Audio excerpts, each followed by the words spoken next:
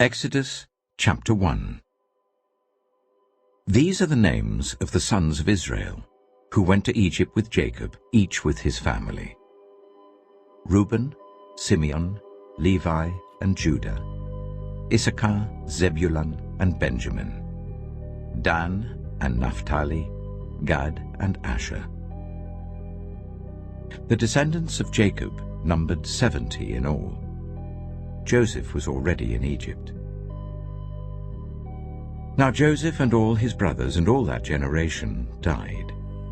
But the Israelites were exceedingly fruitful. They multiplied greatly, increased in numbers, and became so numerous that the land was filled with them. Then a new king, to whom Joseph meant nothing, came to power in Egypt. "Look," he said to his people, "the Israelites have become far too numerous for us. Come, we must deal shrewdly with them, or they will become even more numerous, and if war breaks out, will join our enemies, fight against us, and leave the country." So they put slave masters over them to oppress them with forced labor, and they built Pithom and Ramesses as store cities for Pharaoh. But the more they were oppressed, the more they multiplied and spread. So the Egyptians came to dread the Israelites and worked them ruthlessly. They made their lives bitter with harsh labor in brick and mortar and with all kinds of work in the fields. In all their harsh labor, the Egyptians worked them ruthlessly. The king of Egypt said to the Hebrew midwives, whose names were Shiphrah and Puah, "When you are helping the Hebrew women during childbirth on the delivery stool, if you see that the baby is a boy, kill him. But if it is a girl, let her live." The midwives, however, feared God and did not do what the king of Egypt had told them to do. They let the boys live. Then the king of Egypt summoned the midwives and asked them, "Why have you done this? Why have you let the boys live?" The midwives answered Pharaoh, "Hebrew women are not like Egyptian women. They are vigorous and give birth before the midwives arrive." So God was kind to the midwives, and the people increased and became even more numerous. And because the midwives feared God, he gave them families of their own.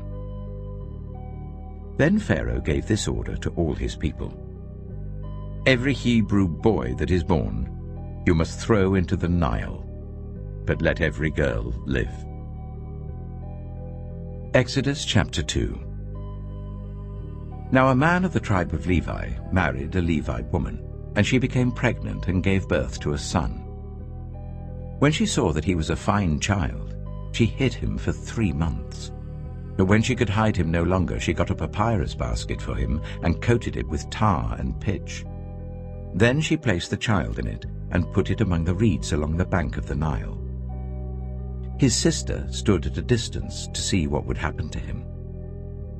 Then Pharaoh's daughter went down to the Nile to bathe, and her attendants were walking along the riverbank. She saw the basket among the reeds and sent her female slaves to get it. She opened it and saw the baby. He was crying, and she felt sorry for him. "This is one of the Hebrew babies," she said. Then his sister asked Pharaoh's daughter, "Shall I go and get one of the Hebrew women to nurse the baby for you?" "Yes, go," she answered. So the girl went and got the baby's mother. Pharaoh's daughter said to her, "Take this baby and nurse him for me, and I will pay you." So the woman took the baby and nursed him.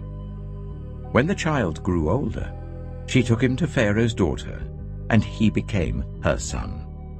She named him Moses, saying, "I drew him out of the water." One day, after Moses had grown up, he went out to where his own people were and watched them at their hard labor. He saw an Egyptian beating a Hebrew, one of his own people.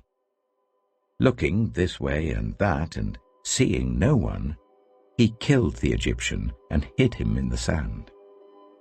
The next day he went out and saw 2 Hebrews fighting. He asked the one in the wrong, "Why are you hitting your fellow Hebrew?" The man said, "Who made you ruler and judge over us? Are you thinking of killing me as you killed the Egyptian?" Then Moses was afraid and thought, "What I did must have become known." When Pharaoh heard of this, he tried to kill Moses. But Moses fled from Pharaoh and went to live in Midian, where he sat down by a well. Now a priest of Midian had 7 daughters, and they came to draw water and fill the troughs to water their father's flock. Some shepherds came along and drove them away, but Moses got up and came to their rescue and watered their flock. When the girls returned to Reuel their father, he asked them, "Why have you returned so early today?" They answered, "An Egyptian rescued us from the shepherds. He even drew water for us and watered the flock." "And where is he?" Reuel asked his daughters. "Why did you leave him? Invite him to have something to eat." Moses agreed to stay with the man, who gave his daughter Zipporah to Moses in marriage. Zipporah gave birth to a son, and Moses named him Gershom, saying, "I have become a foreigner in a foreign land." During that long period, the king of Egypt died. The Israelites groaned in their slavery and cried out, and their cry for help because of their slavery went up to God. God heard their groaning, and he remembered his covenant with Abraham, with Isaac, and with Jacob. So God looked on the Israelites and was concerned about them. Exodus chapter 3. Now Moses was tending the flock of Jethro his father-in-law, the priest of Midian. And he led the flock to the far side of the wilderness and came to Horeb, the mountain of God. There the angel of the Lord appeared to him in flames of fire from within a bush.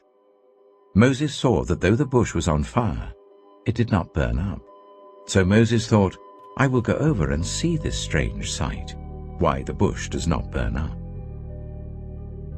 When the Lord saw that he had gone over to look, God called to him from within the bush, "Moses, Moses." And Moses said, "Here I am." "Do not come any closer," God said. "Take off your sandals, for the place where you are standing is holy ground." Then he said, "I am the God of your father, the God of Abraham, the God of Isaac, and the God of Jacob."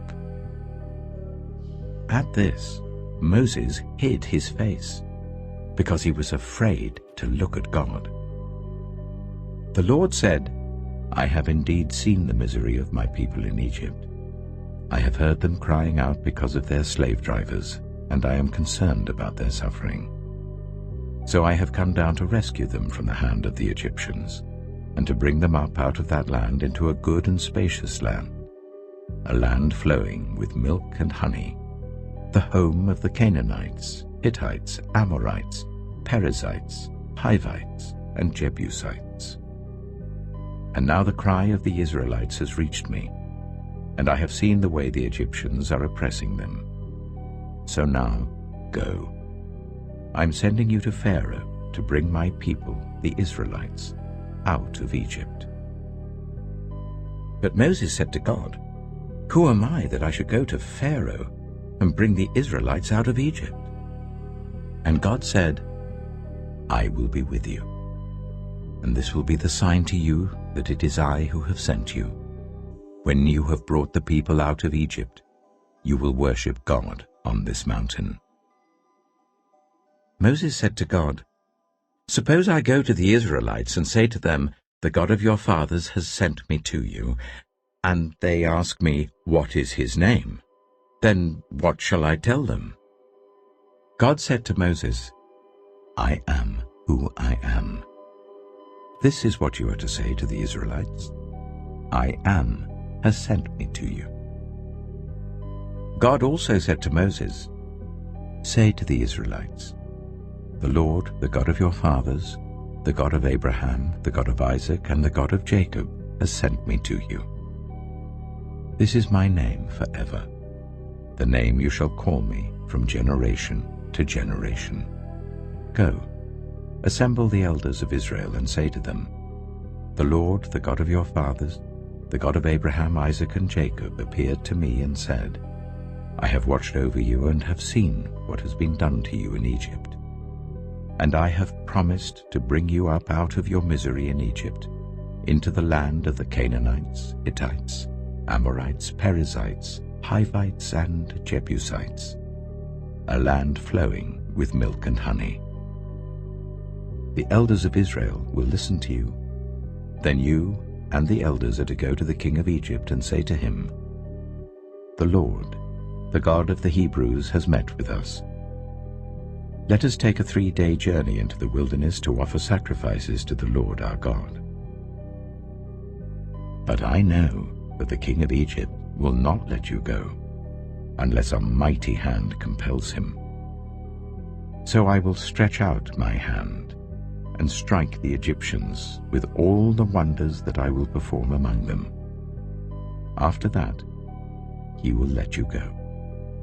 And I will make the Egyptians favorably disposed towards his people, so that when you leave you will not go empty-handed.